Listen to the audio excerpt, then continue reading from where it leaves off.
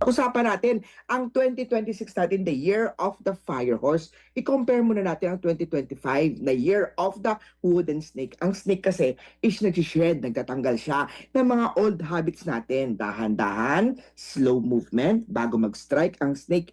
Ang pinagkaiba naman po ng 2026, the fire is umaalab, nag-aalab, uncontrolled.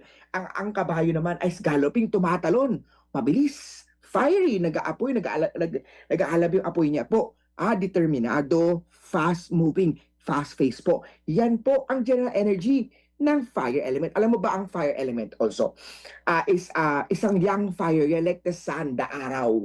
The sun, the araw, kada problema, kinabukasan ay may bagong solusyon tayo. Ang horse naman po, very strong, very determined yan. Alam mo ba, ang horse, isa sa mga ano yan, number 6 na sign, gitna na yan ng sign ng 12 animal zodiac natin. Ang horse also, nakikita din natin na itong sign na to is meron siyang mabilis na pangyayari. Usapan mo natin na i-run down natin ang horse natin. Fire horse, alam mo sa 2026, missing element sa chart natin, ang water element.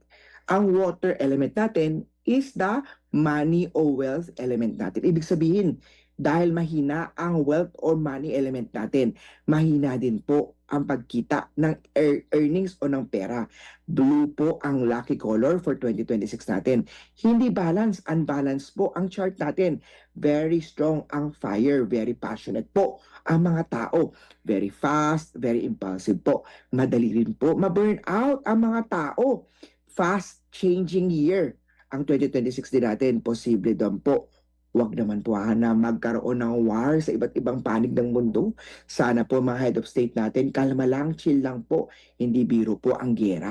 Ayaw natin yan, mag-pray tayo. Sana umayos, maghunos dili sila. Kalmado. Sa usapang kalusugan naman, mga health ng kalusugan ng mga father, grandfather, mga lolo, mga daddy, elderly, mga year of the dog, year of the pig, are afflicted with the illness star. Magsuot, maglagay ng holo, holy gourd, medicine Buddha, magpaganda ng kalusugan, magpunta kay Doc. Hindi po ako nanggagamot, hindi po manggagamot sa Master Hans Kua. Ako po isang feng shui expert. Magbumili ng mga lucky charms, ng mga health enhancers, health, illness, sickness, like holo, holy gourd, medicine Buddha, mabibili sa store ni Master Hans Kua. Ang anxiety, ang stress ay very mataas. Bagong exercise regimen ay lalabas. Maraming mga bagong mga exercise na mga machines, mga regiment, na parang membership club, mga ganun. Careful lang po sa mga fast, biglaan, madaling way para mag-weight loss.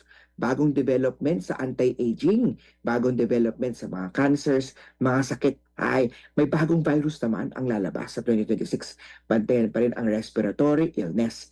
Usapang career, trabaho, victory at success star ay dominant sa flying star feng shui dahil sa center ng flying star feng shui natin, yung energy natin. Very strong ang career, very competitive lahat ng mga tao. Kaya kung ikay nasa career at babagal-bagal ka, chill ka lang, enjoy ka lang, kontento ka na, baka masipa out ka ng kabayo. Maging agresibo sa work environment, mag-aral. Pa-enhance ang career mo. Learn new skills. Gamitin po ang AI para ma-improve ang career nyo po. Social media presence is very important. Sa pera naman, missing wealth element ang pera natin. Difficult, mahirap ang mga business, mga negosyo. Resource element is very strong. Kailangan extra hard work, focus sa negosyo para sa strong competition, sa pera, sa money luck. Tamang timing, right feng shui lucky charms enhances your wealth, money luck. Mag-display ng horse sa south direction ng inyong tindahan, ng inyong negosyo. Money frog, money cat, money Buddha sa east direction. Money tree naman po, money sheep, barko naman po. Ilalagay po yan sa southeast direction naman po. Ipa-feng shui ang iyong bahay, tindahan, negosyo kay Master Hans Kua. Ako mismo pupunta sa Kawayan o sa inyong part ng mundo, kung part man kayo ng bahay niyo po, negosyo niyo po, ako mismo pupunta dyan. Pumisita sa Lucky Charm Store ni Master Hans Kua to enhance. Alam mo, ang susi sa negosyo, sa career, sa pera is partnership, collaboration. Gamit ang social media ay essence sa success. Financial crisis, posibleng mangyari sa 2026 natin. Unstable pa rin ang politics ng 2026 natin. Usapang love life naman, very strong po ang impulse energy natin sa love life, sa relasyon. Love easily change. Bigla ang love kita, mamaya ayaw ko na, may bago na akong jowa. Depression, anxiety in love relationship is very strong.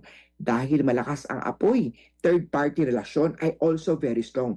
Magandang taon to na mag-baby born na horse sa mga pinanganak ng Year of the Sheep, Dog, and Tiger. Lahat ng animal zodiac board ay maganda mag-baby horse sa bahay. Kalaban lang po ng horse ang Year of the Rat. Jealousy, backstabbers, relasyon, sa pag-ibig man, sa pag-partner, sa trabaho, sa family ay strong. Stock market o finance naman tayo, very poor po ang performance ng business, ng pera. Dahil politics and unstable, weekend to, nag-weekend pinahihina niya. Dahil unstable ang politics, ang corruption, very strong pa rin po. Money lock natin, investors are afraid. Yung money lock ng Pilipinas ay mahina.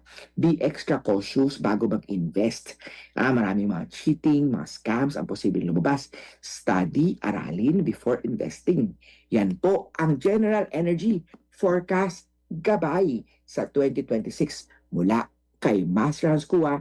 Base po yan sa astrology, sa feng shui, sa element, mga prediksyon, mga posibleng mangyari. Dapat natin iwasan. Muli po ito po'y mga gabay lamang ni Master Hans. Sipag, tiyaga, determinasyon, galing at nasa iyong mga kamay pa rin nakasalalay ang inyong mga